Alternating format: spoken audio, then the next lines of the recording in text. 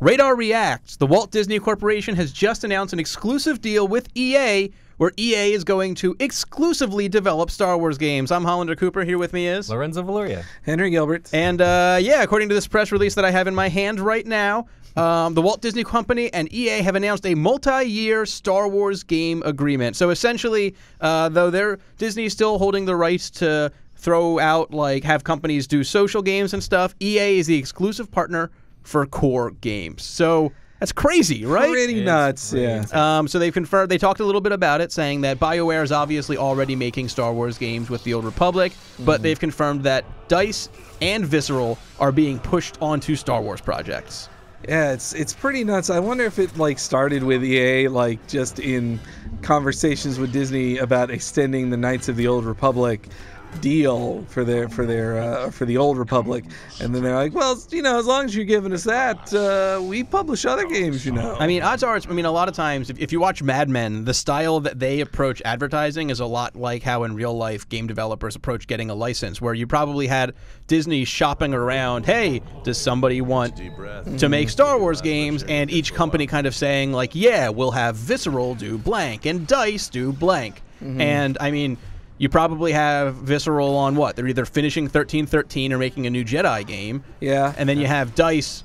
They can't be on anything other than Battlefront. It would be ridiculous. It's hard to believe. They barely have to change their box art. Yeah. Half the word, Battlefront is done, and then they just give a guy a lightsaber, and it's pretty much the same game. Well, someone already started working on that first Assault game that was kind of looking like a Battlefront game. Yeah. So maybe they'll inherit that and just finish it they'll too. Just pull that and make it into some. It's also game. Funny, this weekend there was an Ask Me Anything from a guy who was a tester on Battlefront 3. So it's funny. It's back in the news again. I am surprised that EA is putting their A teams on this, like DICE and Visceral. Before they would have given it to, they had Pandemic.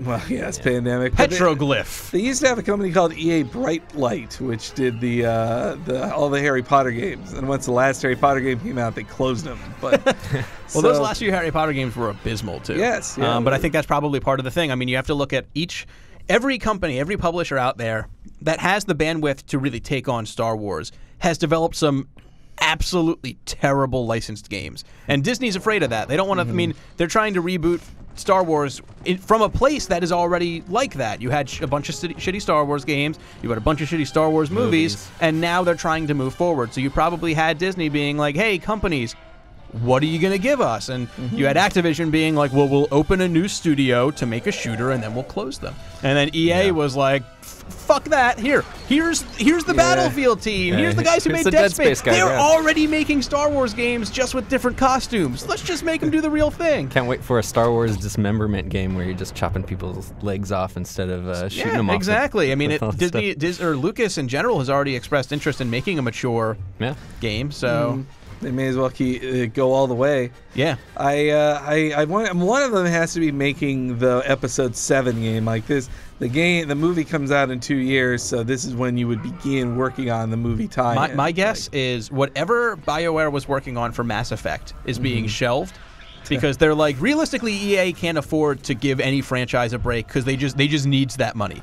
Yeah. But if they're a year into the development of a new Mass Effect, which is still 2 years out, they could be like, well, we can afford to let Mass Effect breathe if the Episode 7 era Western RPG is being made by that team. And honestly, if they spent half of this time making spaceships, they could reuse half of those spaceships.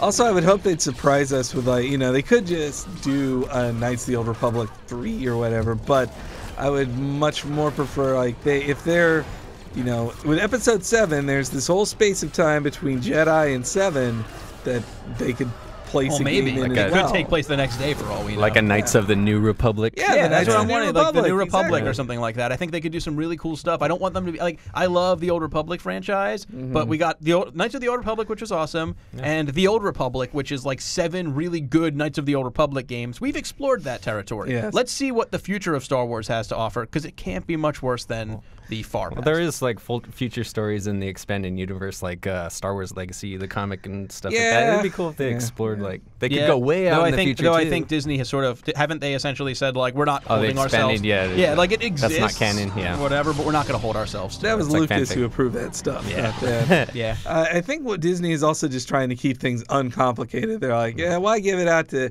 one EA, one to Activision, and deal with all these people? Just like, and EA also, they love exclusive deals. They signed the Madden exclusive deal. Yep. So we're like, look, just give us all the. But how much money did EA have to like give up on this, or like offer LucasArts for this kind of deal? I wonder. I mean, Or there's Lucas. probably a lot of licensing costs, but I honestly feel like you can't diminish how important it is that EA is putting their big names on this. Yeah. I mean, if Activision got it and they were, or if Ubisoft, anybody got it and they threw their B teams at it wouldn't be a big deal. But EA throwing their big guns at it takes it from like a kind of disappointing, like, oh boo, EA's gonna screw over Star Wars, to like, well, Visceral and DICE don't really screw up anything. Even their worst games are still pretty freaking good. Right. So I'm excited to see what's happening, and Me I too. don't expect to hear anything for a good year and a half. Yeah, of course not. Yeah, I expect at EA's E3 press conference, it'll be just like the year they signed Respawn, where they're just like, and also in the audience, we have a representative from Lucasfilm. It's nice to see you. We have a lot of new partners this year.